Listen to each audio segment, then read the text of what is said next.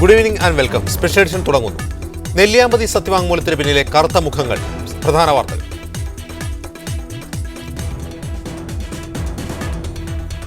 Nelliyampathy estate കേസിലെ സത്യവാങ്മൂലത്തിനെതിരെ chief whip P C George. സത്യവാങ്മൂലത്തിന് പിന്നിൽ ദേശീയ ഉന്നതരാണെന്ന് പി സി ജോർജ്. സംസ്ഥാന സർക്കാർ സത്യവാങ്മൂലം നൽകിയത് അതീവ രഹസ്യമായി. സി എം പിയിലെ പിളർപ്പിനെ ചൊല്ലി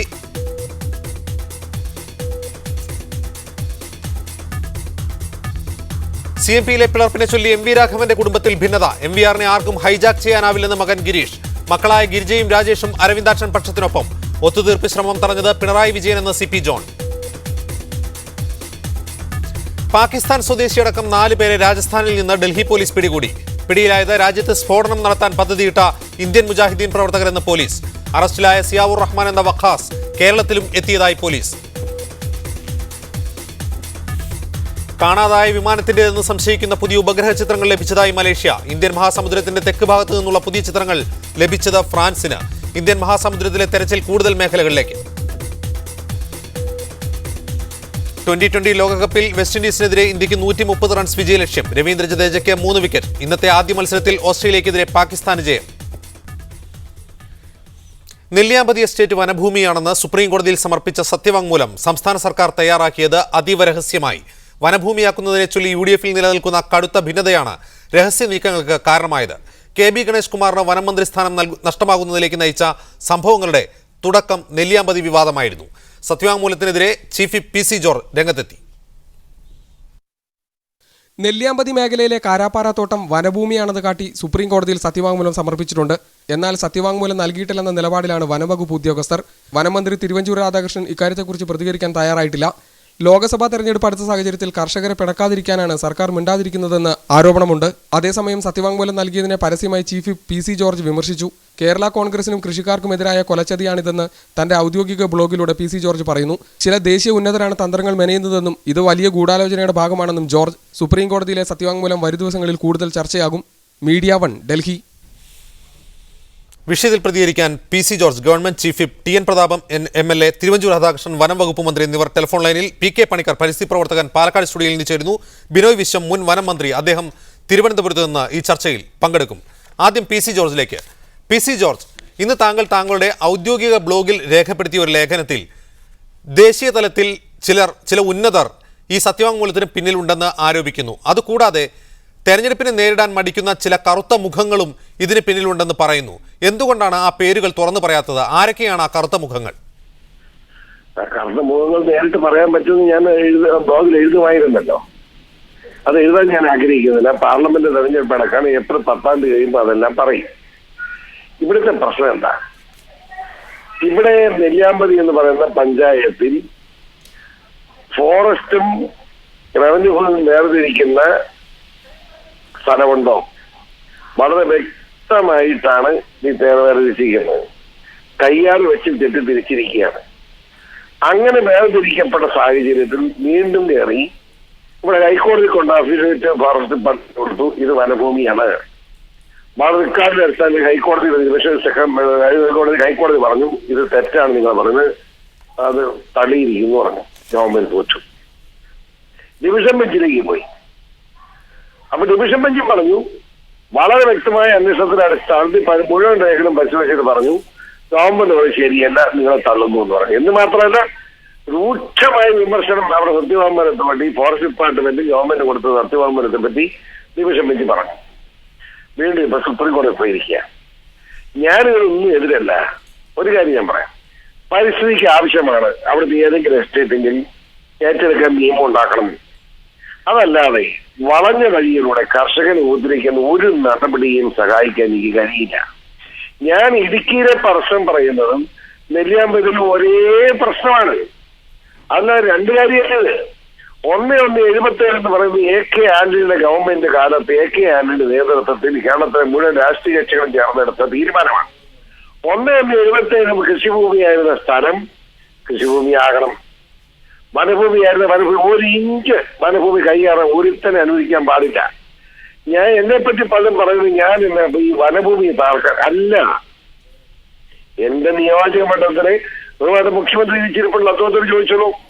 ഞാനാ പറഞ്ഞ വാഗമണിലെ ഗ്രാസ് ലാൻഡുകളും പാറകളും മുഴുവൻ സെൻസിറ്റീവ് ഏരിയ ഒക്കെ മാറ്റണമെന്ന് പറഞ്ഞതാണ് ഞാൻ.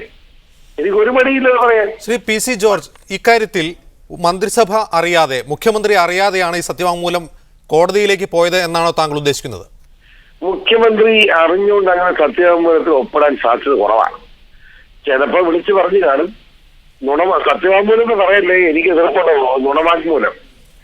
ഇത് ഞാൻ ചോദിക്കട്ടെ, നമ്മൾ ഇതിനു മുമ്പ് നമ്മുടെ ബിനോയ് വിശ്വം എന്ന് പറഞ്ഞൊരു മന്ത്രി ഉണ്ടല്ലോ, ഈ രാജ്യത്തിന്റെ കഷ്ടകാലമല്ലേ അത് സാധനം?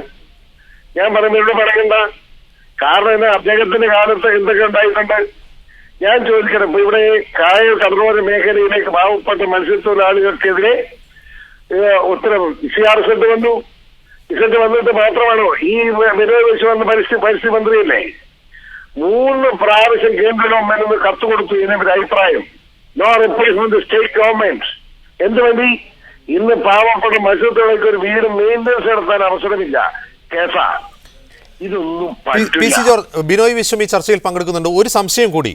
മുൻപ് ഇത്തരം നെല്ലിയാമ്പതി വിഷയത്തിലെ നിരവധി ചർച്ചകളിൽ താങ്കൾ പങ്കെടുത്തുകൊണ്ട് പറഞ്ഞിട്ടുള്ളത്, നെല്ലിയാമ്പതിയിലെ മുഴുവൻ തോട്ടങ്ങളെക്കുറിച്ചുമല്ല എനിക്ക് ആക്ഷേപമുള്ളത്, ചെറുനെല്ലി എസ്റ്റേറ്റിലെ കർഷകരെ കുറിച്ചാണ്, ചെറുകിട കർഷകരെ കുറിച്ചാണ് എനിക്ക് ആക്ഷേപമെന്നാണ്. പക്ഷേ ഇവിടെ കാരപ്പാറ എസ്റ്റേറ്റിന്റെ വിഷയത്തിലും താങ്കൾ വിരുദ്ധ നിലപാടെടുക്കുന്നു. പറയാം, കാരപ്പാറ എസ്റ്റേറ്റ് വേണമെങ്കിൽ എടുക്കണമെന്നേ ഗവൺമെന്റ്, ആർക്ക് തർക്കം. പക്ഷെ ഒരു വസ്തുത മനസ്സിലാക്കേണ്ടത്, ആ കൃഷി ആരുമാവട്ടെ ഏത് സമയം എനിക്ക് ഏതായിട്ടൊന്നും ഒരു പരിചയമില്ല. എന്നൊക്കെ അതിനെ പറഞ്ഞേക്കാം. ഞാൻ ഇവന്റെ ഒരു ചെലവ് ജീവിക്കുന്നതുമല്ല. ഞാൻ അവിടെ പോയി കണ്ടതാണ്. വർഷങ്ങളായി കൃഷിഭൂമിയെ റബ്ബർ പ്ലാന്റ് ചെയ്തിരിക്കുന്നത്, അല്ലെങ്കിൽ ഏലം പ്ലാന്റ് ചെയ്തിരിക്കുന്ന, കാപ്പി പ്ലാന്റ് ചെയ്യുന്ന സ്ഥലം ഗവൺമെന്റ് ഏറ്റെടുക്കണോ?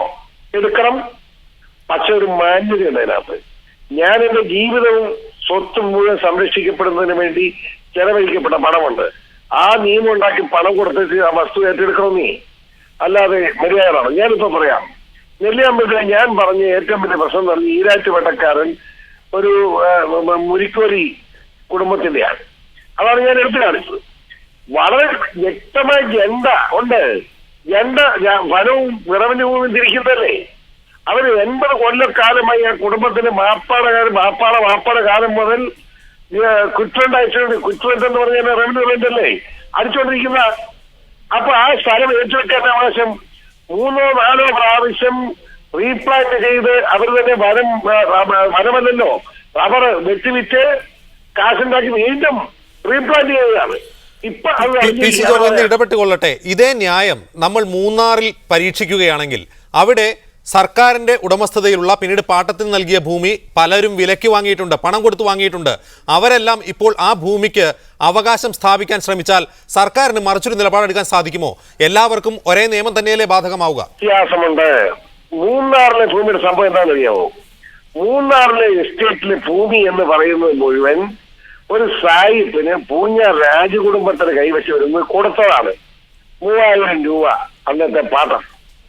ആ സായിപ്പ് എന്ത് ചെയ്തു? സായിപ്പ് അത് വിറ്റ് ഇപ്പൊ ടാറ്റയുടെ കയ്യിലായി. അതോടൊപ്പം ആ ഭൂമിയുടെ പല മേഖലകളിലും പട്ടയം ഒന്നുമില്ലാതെ കള്ളപ്പട്ടയം, രവീന്ദ്രൻ പട്ടയം, അല്ലാതെ പല 100 പേര് പട്ടയങ്ങളുണ്ട്. കള്ളപ്പട്ടയം ഉണ്ടാക്കിക്കൊണ്ട് പല ആളുടെ കൈകളിലായി. അത് തർക്കമുണ്ട്. അതും നെല്ലിയാമ്പതിയായിട്ട് കമ്പയർ ചെയ്യണ്ട. നെല്ലിയാമ്പതി കൃഷിക്കാരൻ ഞാൻ പറയാം 2006 17,000 പേർ വോട്ട് ചെയ്ത സ്ഥലത്ത് ഇപ്പൊ 2,300 പേരേ ഉള്ളൂ. നെല്ലിയാമ്പതി പഞ്ചായത്ത് മുഴുവനായി ഫോറസ്റ്റ് ആക്കി മാറ്റണം എന്ന് ശരിയാകുമോ? ഞാൻ അവിടെ ചെന്ന് 2 വർഷത്തിന് മുമ്പ് യോഗം ചേരുമ്പോ കടകൾ മുഴുവൻ നാട് റോഡിലാണ് ജനങ്ങൾ മുഴുവൻ കുത്തിയിരുന്നത്. അവിടെ കോൺഗ്രസോ കമ്മ്യൂണിസ്റ്റോ ഇല്ല. ഞാനൊരു കേരള കോൺഗ്രസ്സുകാരെയും കണ്ടില്ല. പാവപ്പെട്ട കൃഷിക്കാരൻ മണ്ണിനോട് മല്ലടിച്ച് ജീവിക്കുന്ന പാവപ്പെട്ട കൃഷിക്കാരനെ ഞാൻ കണ്ടത്. അവന് വേദന കാണണ്ടേ? ഞാനൊരു പൊതുപ്രവർത്തകനല്ലേ? ഇത് രാഷ്ട്രീയം. ദയവായി ടെലിഫോൺ ലൈനിൽ താങ്കൾ തുടരണം എന്ന് അപേക്ഷിക്കുകയാണ്. ബിനോയ് വിശ്വം, ഇവിടെ 1980 വനസംരക്ഷണ നിയമപ്രകാരമാണ് ഈ പറഞ്ഞ എസ്റ്റേറ്റുകൾ വനത്തിന്റെ പരിധിയിൽ വരുന്നത് എന്ന് സത്യവാങ്മൂലത്തിൽ സർക്കാർ സൂചിപ്പിക്കുന്നു. ഒരു ഭൂപ്രദേശത്തെ സർക്കാർ എങ്ങനെയാണ് വനമാണോ റവന്യൂ ഭൂമിയാണോ എന്ന് സ്ഥിരീകരിക്കുന്നത്?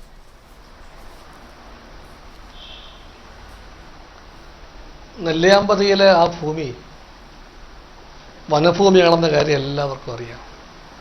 സത്യം സമ്മതിക്കുമെങ്കിൽ എൻ്റെ സുഹൃത്ത് ശ്രീ ജോർജും സമ്മതിക്കേണ്ടി വരും.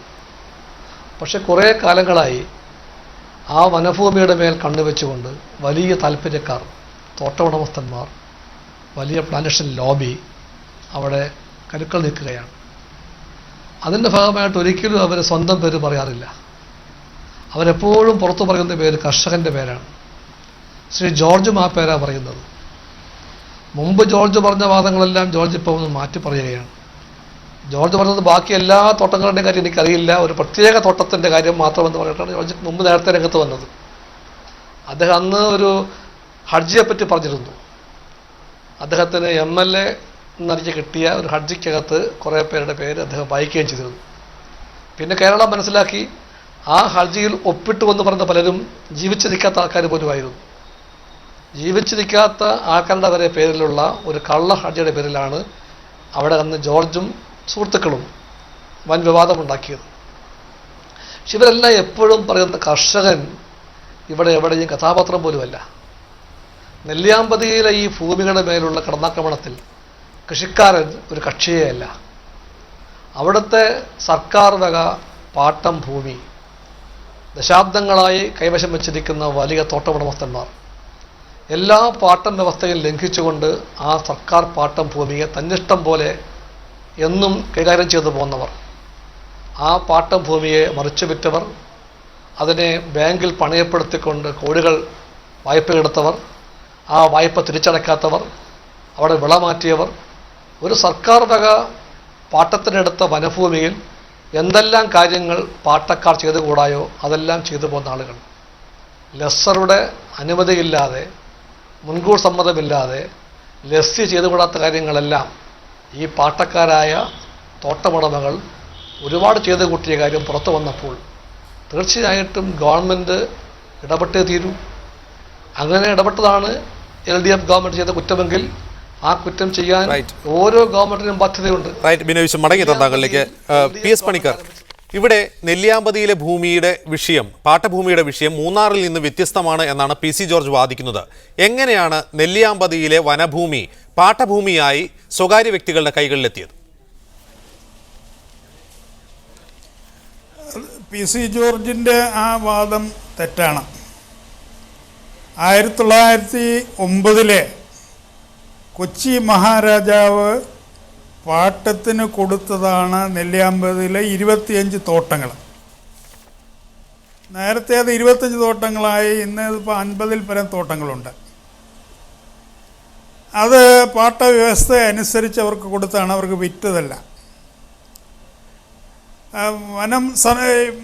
ഫോറസ്റ്റ് കൺസർവേഷൻ ആക്ട് വന്നതോടുകൂടി അത് വന സംരക്ഷണ നിയമത്തിൻ്റെ പരിധിയിൽ വന്നു. നെല്ലിയാമ്പതിയിലെ എല്ലാ തോട്ടങ്ങളും ഉൾപ്പെടെ വനമേഖലയിൽപ്പെട്ടു. വനമേഖലയാണ് നെല്ലിയാമ്പതിയിൽ, വനമേഖലയാണ്.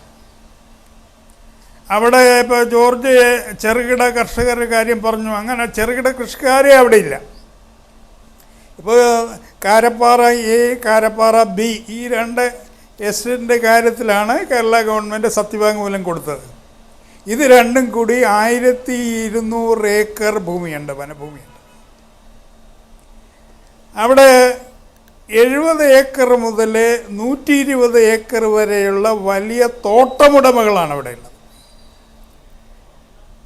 അതായത് അവരെ കൈവശപ്പെടുത്തി സർക്കാരിനെയും നിയമങ്ങളുമൊക്കെ ലംഘിച്ച് കൈവശപ്പെടുത്തിയിരിക്കുന്ന വൻകിട തോട്ടമുടമകളാണ്, കൊള്ളയടിക്കുന്ന തോട്ടമുടമകളാണ്.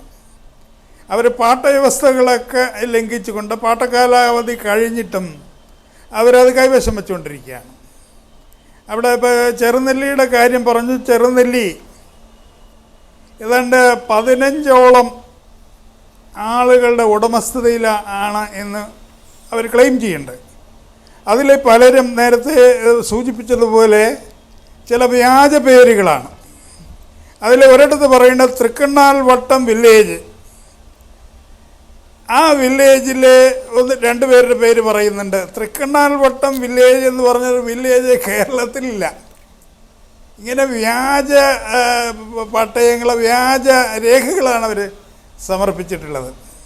ഇതൊന്നും നിലനിൽക്കുന്ന കാര്യങ്ങളല്ല. അതുപോലെ തന്നെ ഇവർ ഈ വനഭൂമി, സർക്കാർ വനഭൂമി, അത് ബാങ്കിൽ, ദേശീയവൽകൃത ബാങ്കുകൾ ഉൾപ്പെടെ പണയം വെച്ചിരിക്കുന്നു.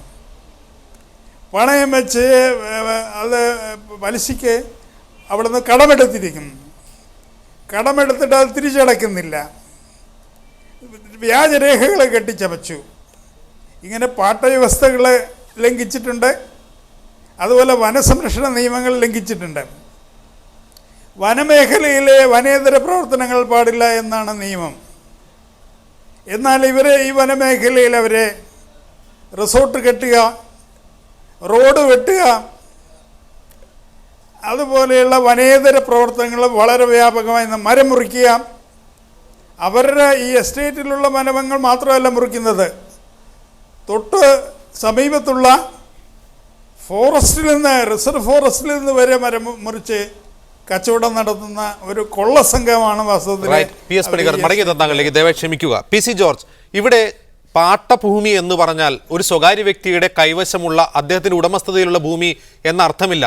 താങ്കളെപ്പോലുള്ള രാഷ്ട്രീയ പ്രവർത്തകർ പാട്ടഭൂമി കൈവശമുള്ളവർക്ക് വേണ്ടി വാദിക്കുമ്പോൾ ഇതെന്തോ ഈ ഭൂമിയുടെ മേൽ ഈ ആളുകൾക്കുള്ള അവകാശത്തെ സൂചിപ്പിക്കുന്നു.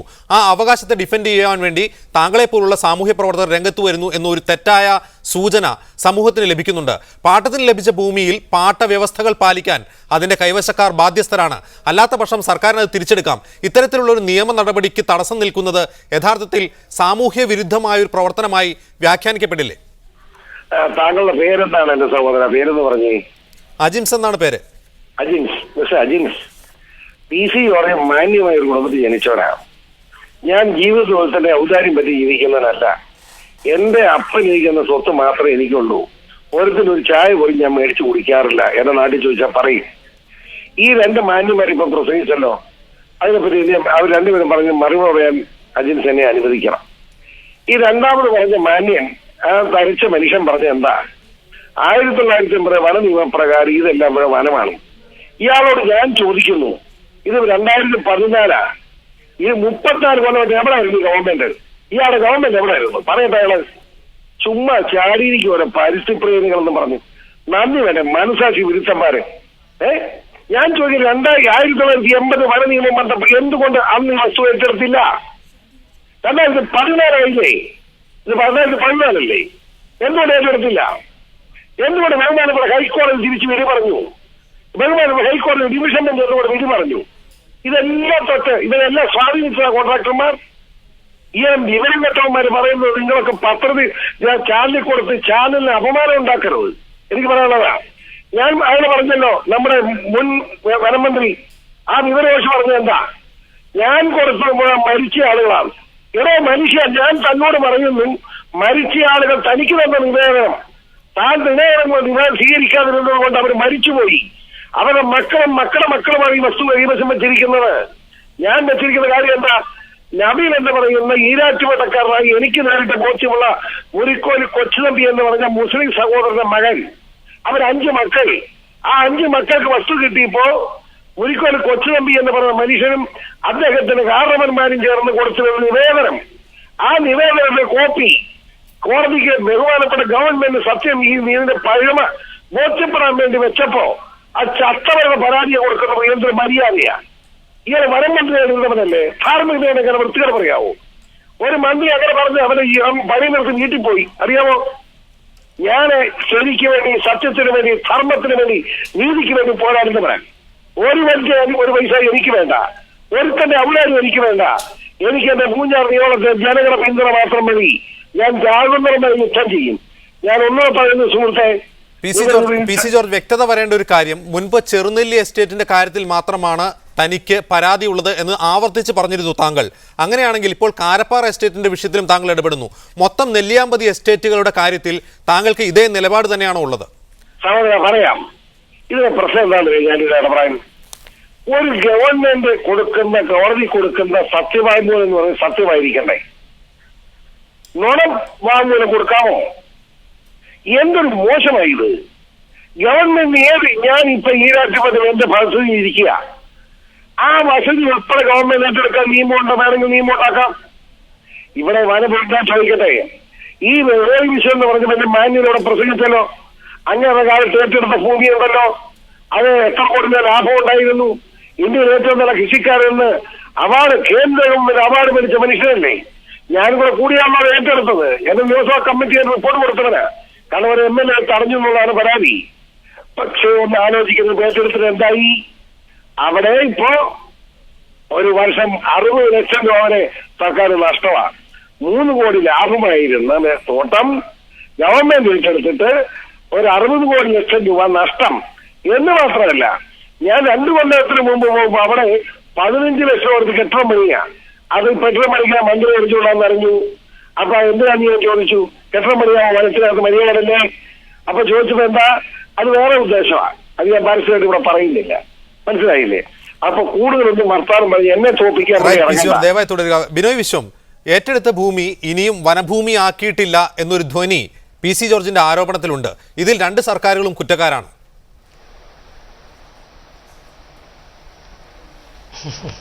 നമ്മൾ ഇങ്ങനെ ഒരു ചർച്ചയ്ക്ക് പോകുന്നതിൽ അർത്ഥം ഞാൻ കാണുന്നില്ല. ശ്രീ ജോർജിൻ്റെ നിലപാടുകൾ അദ്ദേഹത്തിൻ്റെത് മാത്രമാണ്. അദ്ദേഹത്തിന് വനഭൂമിയുടെ അർത്ഥം അറിയാൻ സാധ്യതയില്ല, അറിയാൻ താല്പര്യവുമില്ല. അദ്ദേഹം ചെറുനെല്ലി തോട്ടത്തിന് വേണ്ടി വാദം ആരംഭിച്ചു. ഇപ്പോൾ കാരപ്പാറയിലേക്ക് അത് വളർന്നു വന്നു. അതിപ്പോൾ നെല്ലിയാമ്പതിയിലെ എല്ലാ തോട്ടമുടമകളുടെയും വക്കാലത്തായി മാറി.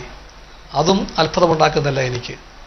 എൻ്റെ ഏക അഭ്യർത്ഥന, ശ്രീ ജോർജ് ഇടയ്ക്കിടയ്ക്ക് പാപം പിടിച്ച കൃഷിക്കാരെന്ന വാക്ക് പറയുന്നുണ്ട്. അവരെ വെറുതെ വിടുക. പാവം പിടിച്ച കൃഷിക്കാർ അവിടെ എവിടെയും കക്ഷിയേയല്ല. അവർക്ക് വേണ്ടിയല്ല ഈ വാദങ്ങളൊന്നും. ഈ നെല്ലിയാമ്പതിയിലെ ഭൂമിയുടെ കഥ ഒന്ന് മനസ്സിലാക്കി നോക്കുക. കൊച്ചി രാജാവിൻ്റെ പക്കൽ നിന്നും പാട്ടത്തിനെടുത്ത ഈ ഭൂമി രാജവാഴ്ച പോയപ്പോഴത്തേക്കും ഗവൺമെൻറ്റിൻ്റെ കൈവശമായിരുന്ന ഭൂമി, ആ വനഭൂമി 80-ലെ കേന്ദ്ര വനനിയമം ഉണ്ടായപ്പോൾ വനഭൂമിയായി പരിഗണിക്കപ്പെടുന്ന ഭൂമി.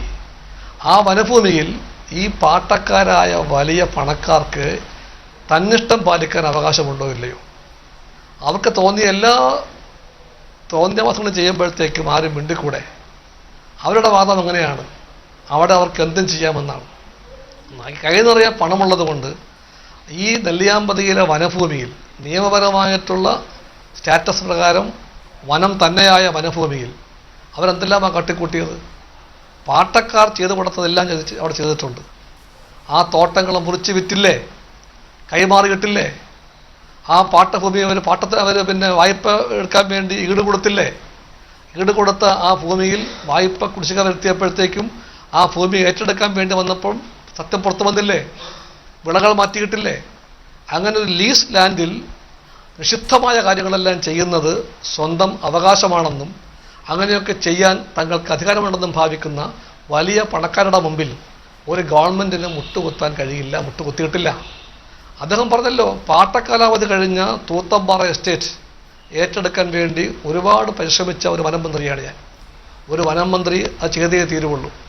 പാട്ടക്കാലാവധി കഴിഞ്ഞ വനഭൂമിയിൽ ആ പാട്ടം കാലാവധി നീട്ടിക്കൊടുക്കണമെന്നുണ്ടെങ്കിൽ കേന്ദ്ര വനനിയമപ്രകാരം പാലിക്കേണ്ട എല്ലാ നിബന്ധനയും പാലിക്കാനുള്ള വിസമ്മതം കാണിച്ച ഒരു വലിയ തോട്ടമുടമ. എനിക്ക് വ്യക്തിപരമായിട്ട് അവരുടെ യാതൊരു വൈരാഗ്യവുമില്ല. പക്ഷേ അവർ വലിയ വ്യക്തിപരമായ വൈരാഗ്യ വിഷയങ്ങൾ മാറ്റിയെടുത്തിട്ടുണ്ട്. ഒരുപാട് വിമർശനങ്ങളും പ്രതിബന്ധങ്ങളും സമ്മർദ്ദങ്ങളും എല്ലാമായി ആ തൂത്തമ്പാറ തോട്ടം ഏറ്റെടുക്കാനായി അന്ന് കൈക്കൊണ്ട ഓരോ നീക്കത്തെയും തടയാൻ നടത്തിയ ശ്രമങ്ങളെല്ലാം എൻ്റെ ഓർമ്മയിലുണ്ട്. അതിനെല്ലാം അതിജീവിച്ചുകൊണ്ടാണ് നെല്ലിയാമ്പതി മേഖലയിൽ ആദ്യമായി പാട്ടക്കാലാവധി കഴിഞ്ഞ ഒരു തോട്ടം ഏറ്റെടുത്തതെന്ന കാര്യം ഞാൻ മറന്നു പോകുന്നില്ല. എനിക്ക് മുമ്പ് തന്നെ UDF ഗവൺമെൻറ്റിൻ്റെ കാലത്ത് പോലും ഇതുപോലെ തോട്ടങ്ങൾ അവിടെ ഏറ്റെടുക്കപ്പെടാൻ നിർബന്ധിതാവസ്ഥയുണ്ടായി. ഒരു നാട്ടിലെ നിയമം ലംഘിക്കാൻ കൈ നിറയെ പണമുള്ളവർക്ക് അവകാശമുണ്ടോ ഇല്ലയോ? നാട്ടിലെ നിയമങ്ങൾ പണക്കാർക്കും പാവങ്ങൾക്കുമെല്ലാം ഒരുപോലെയാകണമോ വേണ്ടയോ? പണക്കാർ ഒടിച്ചു വിളിച്ചാൽ നിയമം അവിടെ തപസ്സിരിക്കാൻ നോക്കണമോ വേണ്ടയോ? ഇതെല്ലാമാണ് വിഷയങ്ങൾ. ഒന്നുകൂടെ ഞാൻ പറയട്ടെ, നെല്ലിയാമ്പതി മേഖലയടക്കമുള്ള എല്ലാ മേഖലയിലെയും തോട്ടങ്ങളുടെ പഴയ പാട്ടം നിരക്ക് തുച്ഛമായിരുന്നു. അത് 1 രൂപ മുതൽ 5 രൂപ വരെയായിരുന്ന ആ പാട്ടം നിരക്ക് വർദ്ധിപ്പിക്കാൻ 80-ൽ തീരുമാനിച്ചു കേരളത്തിലെ ഗവൺമെൻറ്. ശ്രീ ജോർജ് ആ കഥ ഓർത്താൽ കൊള്ളാം. 80-ലെ നിയമസഭ പ്രതിപക്ഷ ഭരണപക്ഷ ഭേദമില്ലാതെ ഒറ്റക്കെട്ടായി പറഞ്ഞു ഈ പാട്ടം നിരക്ക് വർദ്ധിപ്പിക്കണമെന്ന്. അത് പൊതുമേഖല തോട്ട നിരക്കായിട്ടുള്ള 1350 വർദ്ധിപ്പിക്കാൻ തീരുമാനമെടുത്തു. പക്ഷേ 30-ലേറെ കൊല്ലക്കാലം നമ്മുടെ ശക്തമായ തോട്ടൽ ലോബി ആ തീരുമാനത്തെ അട്ടിമറിച്ചു. തിരുവനന്തപുരത്തും ഡൽഹിയിലും വലിയ സമ്പന്നന്മാരുടേതായിട്ടുള്ള എസ്റ്റേറ്റ് ലോബി അതിനെ കുഴിച്ചു മൂടിക്കൊള്ളിഞ്ഞു. സമാനപൂർവ്വം ഞാൻ പറയട്ടെ, LDF ഗവൺമെൻറ്റാണ്, അതിലെ വനം മന്ത്രിയാണ് എല്ലാ തരത്തിലുള്ള പ്രതിബന്ധങ്ങളെയും തട്ടിമാറ്റിക്കൊണ്ട് ആ പാട്ടം നിരക്ക് വർദ്ധിപ്പിക്കാൻ തീരുമാനിച്ചത്. ശ്രീ ജോർജിന് ദേശസ്നേഹമുണ്ടെങ്കിൽ, ശ്രീ ജോർജ് സത്യത്തിൻ്റെയും ധർമ്മത്തിൻ്റെയും നീതിയുടെയും ഭാഗത്ത് നിൽക്കുമെങ്കിൽ, അദ്ദേഹം പറയുമ്പോൾ പ്രവർത്തിക്കുമെങ്കിൽ ഈ തുച്ഛമായിട്ടുള്ള പാട്ടം നിരക്ക് വർദ്ധിപ്പിക്കാൻ തീരുമാനിച്ച LDF ഗവൺമെന്റിലെ ഈ മന്ത്രിയെ ഇവിടെ ഈ സത്യവാങ്മൂലം തയ്യാറാക്കിയത് അതീവ രഹസ്യമായിട്ടാണ് സംസ്ഥാന സർക്കാർ ഇത് തയ്യാറാക്കിയതെന്ന് പറയുന്നു. എന്തായിരിക്കും ഇതിന് കാരണം? ആരെയാണ് സർക്കാർ ഇക്കാര്യത്തിൽ ഭയക്കുന്നത്? അല്ല, ഈ തോട്ട ഉടമകള് ഒരു വൻകിട സ്വാധീനമുള്ളവരാണ്. അവര് സ്വാധീനിച്ച് ഇത് തടസ്സപ്പെടുത്തുമെന്നുള്ള കാര്യത്തിൽ യാതൊരു സംശയമില്ല. ഇപ്പോൾ ജോർജ് പറഞ്ഞല്ലോ, 1980 വന നിയമം വന്നിട്ട് ഇതേവരെ എവിടെ പോയിരുന്നു, മന്ത്രിമാരെവിടെ പോയിരുന്നു ചോദിച്ചല്ലോ. അത് ചില ഉദ്യോഗസ്ഥന്മാരും സർക്കാരും ഒക്കെ വേണ്ട രീതിയിൽ കേസ് വാദിക്കാതെയൊക്കെ വന്ന് തോറ്റുകൊടുക്കുകയൊക്കെ ചെയ്തതിൻ്റെ ഫലമായിട്ടാണ് ഹൈക്കോടതി സിംഗിൾ ബെഞ്ചിലും ഡിവിഷൻ ബെഞ്ചിലും തോറ്റത്. പിന്നെ ജോർജിനെ പോലെയുള്ളവർ ഈ പൊതുമുതൽ സംരക്ഷിക്കാൻ ബാധ്യസ്ഥരായിട്ടുള്ളവരെ ഇങ്ങനെ സ്വകാര്യ വ്യക്തികൾക്ക് വേണ്ടി വാദിക്കുന്നത് തന്നെ സത്യപ്രതിജ്ഞാ ലംഘനമാണ്. അത് അദ്ദേഹം നിർത്തണമെന്നാണ് എൻ്റെ അപേക്ഷ. Right, PS. Panicker. PC George, താങ്കൾ ടെലിഫോൺ ലൈനിലുണ്ടെങ്കിൽ ഇവിടെ പാട്ടഭൂമിയുടെ വിഷയത്തിൽ താങ്കൾ കൃത്യമായൊരു കൺസേൺ ഉയർത്തിപ്പിടിക്കുന്നു. താങ്കളുടെ പാർട്ടി താങ്കൾ മുമ്പ് ഉന്നയിച്ച വിഷയങ്ങളായ കസ്തൂരി ഗാഡ്ഗിൽ വിഷയങ്ങളിൽ പാർട്ടിയും പാർട്ടിയുടെ നേതൃത്വവും ഒരു മുന്നണി തന്നെയും താങ്കളോടൊപ്പം ഉണ്ടായിരുന്നു. പക്ഷേ നെല്ലിയാമ്പതി വിഷയത്തിൽ ഇത് താങ്കളുടെ വ്യക്തിപരമായ ഒരു താല്പര്യമാണ് എന്ന് സമൂഹത്തിന് തോന്നും വിധത്തിലാണ് ഇപ്പോഴുള്ള സംഭവവികാസങ്ങൾ നടന്നു വരുന്നത്. ഇക്കാര്യത്തിൽ താങ്കളുടെ പാർട്ടി നേതൃത്വത്തെ പോലും ഇക്കാര്യം ബോധ്യപ്പെടുത്താൻ താങ്കൾക്ക് കഴിയാത്തതല്ലേ ഈ പ്രശ്നങ്ങൾക്ക് കാരണം? അജീഷേ, ഞാനിപ്പോ ഇലക്ഷൻ ടൈം ആയതുകൊണ്ട് മറുപടി പറയാത്തത് മനസ്സിലായോ? അതായത് ഈ ഇപ്പോ വലിയ മുഴുപ്പ് പറഞ്ഞൊരു മന്ത്രി, മുൻ മന്ത്രി, അദ്ദേഹം പറഞ്ഞ് പാട്ട തുക വർദ്ധിപ്പിച്ചു അദ്ദേഹം ആണെന്നല്ലേ പറഞ്ഞത്. മിസ്റ്റർ സുഹൃത്തെ, ഞാൻ ചോദിക്കും, 6 റിപ്പോർട്ട് പ്രകാരമാണ് നിങ്ങൾ വർദ്ധിപ്പിച്ചതെന്നല്ലാമോ? PC ജോർജ് MLA ചെയർമാനായിട്ടുള്ള നിയമസഭാ പെറ്റീഷൻ കമ്മിറ്റിയുടെ റിപ്പോർട്ടിന്റെ അടിസ്ഥാനത്തിലാണ് ഈ മാന്യം വർദ്ധിപ്പിച്ചത്, അറിയാമോ? ഇത് മുഴുപ്പ് പറയാം അവിടെ ഇരുന്നുകൊണ്ട്. നിങ്ങൾ സത്യത്തെ കൊഞ്ഞം കാണിക്കരുത്, മനസ്സിലായോ? വർത്താനം പറയും, മുഴുപ്പ് പറയുന്നത് അവിടെ ഇരുന്നുകൊണ്ട്. ഈ വിനോയ് വിശ്വം എന്ന് പറയുന്ന ആള് ശാസ്ത്രത്തൊക്കെ വർദ്ധിപ്പിച്ചത് കാരണക്കാരനാണ് PC ജോർജ്. വനം മാത്രമല്ല, വനം പോലെ തിരുവനന്തപുരത്തെ ഗോൾഫ് ക്ലബ് ഉൾപ്പെടെ ഒരു 1.5 രൂപ ഫോട്ടോകൾ കിടക്കുക. ഇത് മുഴുവൻ വർദ്ധിപ്പിക്കണമെന്ന് ആവശ്യപ്പെട്ടുകൊണ്ട് റിപ്പോർട്ട് കൊടുത്ത് PC ജോർജ് MLA ചെയർമാനായ കമ്മിറ്റിയാ. എന്നിട്ട് അത് ഒളിച്ചു വെച്ച് വർത്താനം പറയുക. PC ജോർജ് ഇതിനെ ഒരു വ്യക്തിപരമായ ആക്ഷേപമായി എടുക്കരുത്. കാരണം PC ജോർജ് ആണ് കേരളത്തിലെ പരിസ്ഥിതി പ്രശ്നങ്ങളെ രാഷ്ട്രീയ പ്രശ്നങ്ങളാക്കി ഉയർത്തിയിട്ടുള്ളത്. മൂന്നാറിലെ ഭൂമി സംബന്ധിച്ച വിഷയങ്ങൾ, മതികെട്ടൻ ചോലയിലെ വിഷയങ്ങൾ, ഇതെല്ലാം രാഷ്ട്രീയ വിഷയങ്ങളായി ഉയർത്തിക്കൊണ്ടുവന്നത് PC ജോർജ് ആണ്. അതേ PC ജോർജ് നെല്ലിയാമ്പതി വിഷയത്തിൽ മറ്റൊരു നിലപാടെടുക്കുമ്പോൾ സ്വാഭാവികമായും പൊതുപ്രവർത്തകർക്ക്, പൊതുജനങ്ങൾക്ക് സംശയമുണരും. അജിൻസേ, ഞാനൊരു കാര്യം പറയാം. നിങ്ങൾ വർത്താനം പറഞ്ഞ് എന്നെ തടയരുത്. ഇങ്ങനെ പറഞ്ഞാൽ നിങ്ങളുടെ ചർച്ച ഞാനുണ്ടാവില്ല ഇനിമേലിൽ, മനസ്സിലായോ? മൂന്നാർ ഇഷ്യൂ എന്ന് പറയുന്നത് പൂഞ്ഞാർ രാജകുടുംബ കൊടുത്ത സ്ഥലം, അതായത് പട്ടാളം സാഹിബിന് കൊടുത്ത സാഹിബ് വഴി വന്ന പരിപാടി. ഇതല്ല, വളരെ വ്യക്തമായിട്ട് പറഞ്ഞല്ലോ. നൂറ്റാണ്ടുകളായി കർഷകൻ ഞാൻ ചോദിക്കട്ടെ, ഞാനിപ്പോ എന്ത് ചെയ്യാൻ പറ്റും? ഞാൻ കൃഷി ചെയ്തിച്ച് പണം ഉണ്ടാക്കി ഈ 10 അക്കർ കിട്ടിയപ്പോ വെള്ള ഷർട്ടും വെള്ളമുട്ടും ഒരു കാറൊക്കെ ഞാൻ നടന്ന കുശുമ്പുമായിട്ട് ഇറക്കേണ്ട കാര്യം എന്താ? എനിക്കത് കഴിഞ്ഞല്ലോ എന്നോർത്ത് ദുഃഖിക്കണം. ഞാൻ ചോദിക്കുന്നത്, ഈ വനഭൂമി എങ്കിൽ വനഭൂമി അത് പാട്ടത്തിനെടുത്തതാണോ? പാട്ടത്തിനെടുത്ത് നിയമനം എങ്ങനെ നടത്തിയിട്ടുണ്ടോ? അവര് ബാങ്കിൽ പണം അടച്ചിട്ട്, ബാങ്കിൽ നിന്ന് പണം എടുത്തിട്ട് ആ പണം വേറെ ആവശ്യം ഉപയോഗിച്ചോ, അതോ ആ തോട്ടത്തിന് നന്മയ്ക്ക് വേണ്ടി ഉപയോഗിച്ചോ? ഇതെല്ലാം പരിശോധിക്കണേ. ഞാൻ പരിശോധിച്ചവനാ. അവിടുത്തെ മുഴുവൻ ബാങ്കുകളും സർവ്വ പരിശോധിച്ച് ഈ രാജ്യത്ത് ജീവിച്ചിരിക്കുന്ന ഏറ്റവും പ്രഗത്ഭന്മാരായ വക്കീലന്മാരോട് ചോദിച്ച് പണം കൊടുക്കും തെറ്റില്ല എന്ന് റിപ്പോർട്ട് കിട്ടുന്ന അടിസ്ഥാനത്തിലാണ് ആ ജഡ്ജി, ആ ബഹുമാനപ്പെട്ട വക്കീൽ ബാങ്കുകൾ ലോൺ കൊടുത്തത്. ആ ലോൺ കൊടുത്തു എന്ന് മാത്രമല്ല, അത് തിരിച്ചടച്ചിട്ടുണ്ട്, മനസ്സിലായോ? അല്ലാതെ അത് തിരിച്ചടയ്ക്കാതിരുന്നിട്ടില്ല. അത് അവിടെ പ്ലാൻ ചെയ്യാൻ വേണ്ടിയാണ് ഉപയോഗിച്ചത്, അല്ലാതെ അത് വീട്ടിലോട്ട് സ്വന്തം ആവശ്യമല്ല ഞാൻ ഉപയോഗിക്കുന്നത്, മനസ്സിലായില്ലേ? അപ്പൊ ഇങ്ങനെ വ്യക്തികൾ പറഞ്ഞാൽ എങ്ങനെ ഒക്കുന്നത്? അപ്പൊ അത് ശരിയല്ല. നമ്മുടെ മീഡിയ വൺ ചാനൽ ശരിയോടൊപ്പം നിൽക്കണം. ഞാൻ ഉദാഹരണം പറയാം. കുഞ്ഞാലിക്കുട്ടി സാഹിബ് എന്ന് പറയുന്ന മുസ്ലിം ലീഗ് നേതാവിന്റെ മാമനാരുടെ സ്ഥലം കിടപ്പുണ്ട് വയനാട്ടിൽ. ഇത് മുഴുവൻ ഫോറസ്റ്റ് ആയി പോയി. അങ്ങനെ ഇതുവരെ മിണ്ടിയോ? ഞാൻ മിണ്ടിയോ? പൊക്കോട്ടെ, വിരോധമില്ല.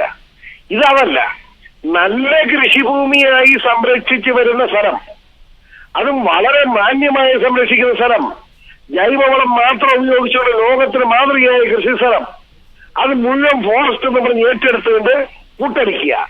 ഇത് ശരിയാണോ? അതാണ് എന്റെ ചോദ്യം. മനസ്സിലായോ? അതല്ലാതെ മൂന്നാറും ഇതുമായിട്ട് രണ്ടല്ല. എന്റെ പഞ്ചായത്തും ഞാൻ താമസിക്കുന്ന എന്റെ വീടിനടുത്ത് താമസിക്കുന്ന നജീബും സഹോദരൻ ഡോക്ടർ ഇസ്മായിൽ ഉൾപ്പെടെയുള്ള സഹോദരങ്ങൾ, അവർക്ക് 12 ഏക്കർ ഭൂമി വെച്ച് 5 പേർക്കുണ്ട്, 60 ഏക്കറുണ്ട്. 12 ഏക്കറേ ഉള്ളൂ. അത് നിയമപ്രകാരം 15 ഏക്കർ വരെ ആകാൻ പാടില്ലേ? ആ 12 ഏക്കർ ജണ്ടയ്ക്ക് പുറത്താണോ? ജണ്ടയ്ക്ക് പുറത്താണ് അവർക്ക് കൊടുക്കണ്ടേ? അത് ആ റവന്യൂ ഭൂമിയല്ലേ? അത് മുഴുവൻ പിടിച്ചു പറിക്കണമെന്ന് എത്ര നിർബന്ധം? അതാണ് എന്റെ തർക്കം. മനസ്സിലായോ? അല്ലാതെ ഞാന് വനം സംരക്ഷിക്കുന്നതല്ല. ഇവിടെ തന്നെ ബഹുമാനയുടെ മുഖ്യമന്ത്രി ചോദിക്ക്, വാഗമണിന്റെ ഗ്രാസ് ലാൻഡും പാറകളും മുഴുവൻ ESA ആക്കണമെന്ന് ആവശ്യപ്പെട്ട MLA ഞാൻ. അല്ലാതെ ഞാൻ മാറി നിൽക്കുന്നവനല്ല. ജനങ്ങളുടെ ജീവനം സുരക്ഷിതമാകണം. ബിനോയ് വിശ്വം, ഇവിടെ സാധാരണക്കാരായ കർഷകർ, ഒരുപക്ഷെ അവർ പ്രവാസികളായിരിക്കാം, അമേരിക്കയിൽ താമസിച്ച് പണിയെടുത്ത് ഉണ്ടാക്കുന്ന പൈസ കൊണ്ടുവന്ന് ഒരു തോട്ടഭൂമി വാങ്ങിയവരായിരിക്കാം. ഇത്തരത്തിലുള്ള ആളുകളുടെ താല്പര്യം സംരക്ഷിക്കപ്പെടേണ്ടതില്ലേ? ജണ്ട ഇട്ട് തിരിച്ച് വനഭൂമിയാക്കി മാറ്റി നിർത്തിയ സ്ഥലം അതും കടന്ന് തോട്ടഭൂമികൾ കൂടി വനമാക്കണം എന്ന് സർക്കാർ ആവശ്യപ്പെടാനുള്ള കാരണം എന്താണ്?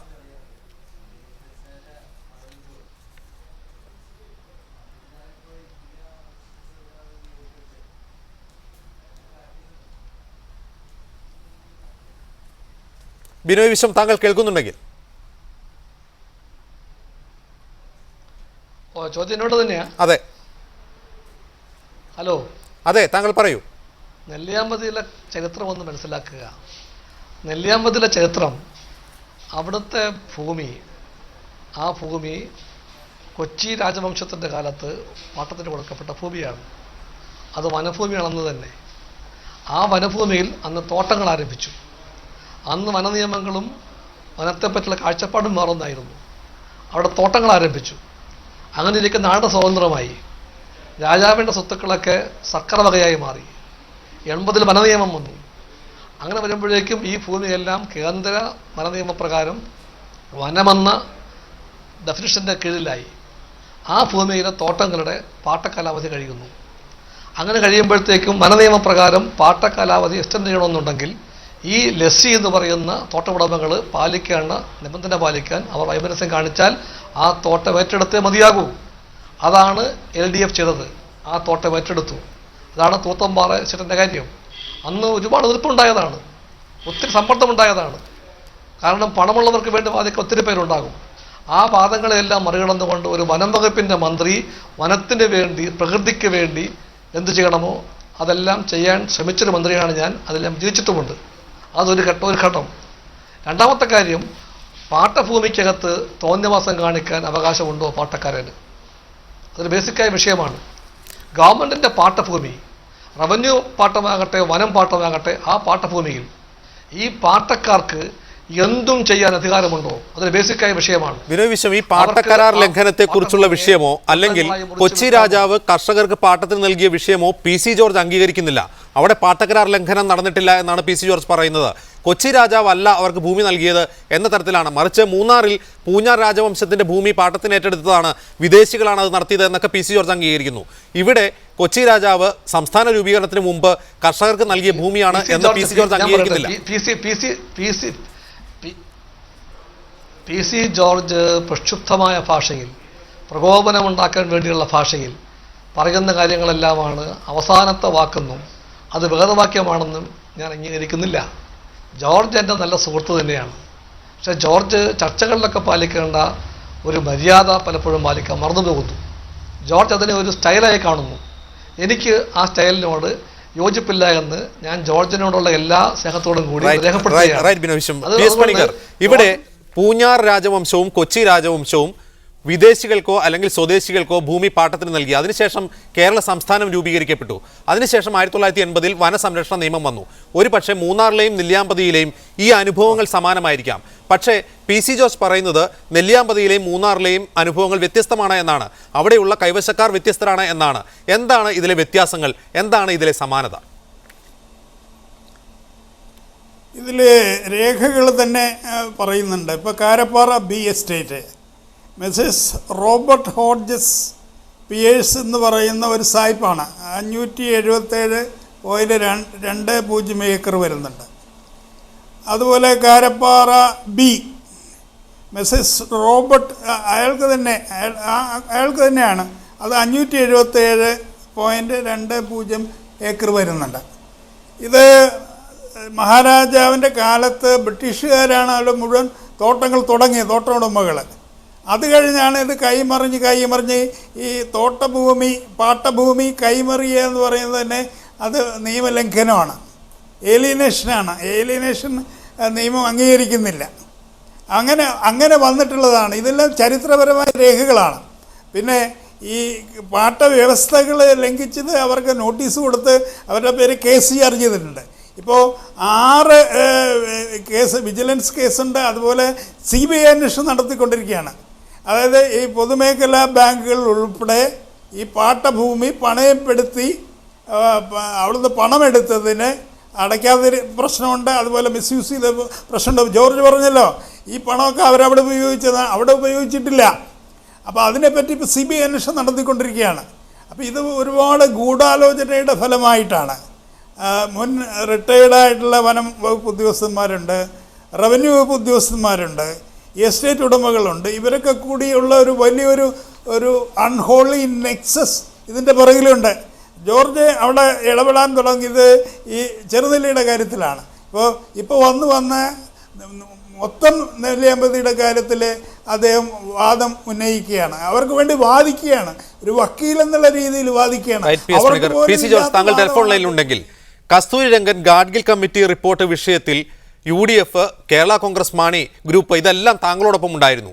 ഇക്കാര്യത്തിൽ താങ്കളുടെ മുന്നണിയെയും പാർട്ടിയെയും വിശ്വാസത്തിലെടുപ്പിക്കാൻ താങ്കൾക്ക് കഴിഞ്ഞാൽ ഈ വിഷയം കുറെ കൂടി വിശ്വാസ്യതയോടെ അവതരിപ്പിക്കാൻ സാധിക്കും താങ്കൾക്ക്. യഥാർത്ഥത്തിൽ ഈ സംഭവം സംബന്ധിച്ച് യഥാർത്ഥത്തിൽ UDF ഒരു സബ് കമ്മിറ്റി വെക്കുകയും ആ സബ് കമ്മിറ്റി റിപ്പോർട്ട് കൊടുക്കുകയും ചെയ്തിട്ടുണ്ട്.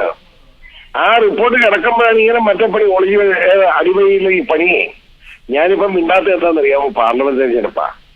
ഈ തെരഞ്ഞെടുപ്പ് സമയത്ത് ഇത് സംബന്ധിച്ചൊരു തർക്കം ഉണ്ടാക്കുന്ന മര്യാദയല്ലല്ലോ. ഞാനത് ചെയ്തു കഴിഞ്ഞാൽ ഉണ്ടാകാൻ പോകുന്നത് എന്താ? നമ്മുടെ സ്ഥാനാർത്ഥികൾക്ക് ബുദ്ധിമുട്ടുണ്ടാവും. ഞാനത് ഉണ്ടാക്കാൻ ആഗ്രഹിക്കുന്നില്ല. മനസ്സിലായില്ലേ? ഒറ്റ കാര്യം ഓർത്തോളൂ, ഫോറസ്റ്റും കൃഷിഭൂമിയും വേർതിരിക്കുന്ന ജണ്ടയുണ്ടെങ്കിൽ ജണ്ടയ്ക്ക് പുറത്തുള്ളത് കൃഷിഭൂമിയുമാണ്. അത് കുറ്റം അടയ്ക്കുക എന്ന് പറഞ്ഞാൽ അത് റവന്യൂ റെന്റാണ്.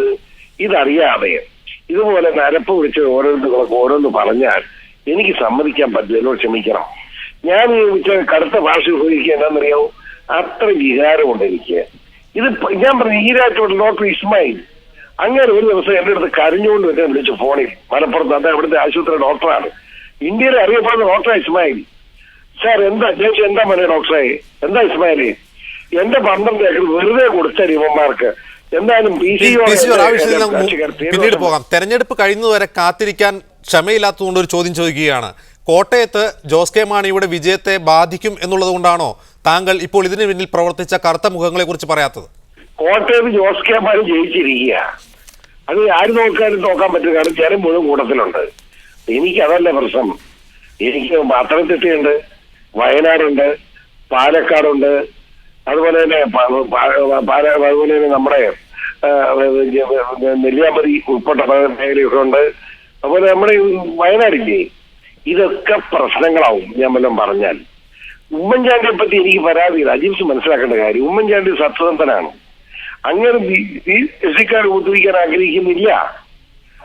അയാളുടെ വിഷയമായി ഇത് ഒരു പ്രശ്നമാക്കി മാറ്റുന്നത് ശരിയല്ല എന്നെ മനസ്സായിട്ട് പറഞ്ഞുകൊണ്ട് മിണ്ടാതിരിക്കുകയാണ്. ഏപ്രിൽ 11 ഞാൻ കാണിച്ചു തരാം. മനസ്സിലായോ? റൈറ്റ്. വളരെയധികം നന്ദി PC George, PS Panicker, Binoy Viswam ഈ ചർച്ചയിൽ പങ്കെടുത്തതിന് പ്രതികരിച്ചത്. സ്പെഷ്യൽ എഡിഷൻ പൂർണ്ണമാകുന്നു. Goodbye and good night.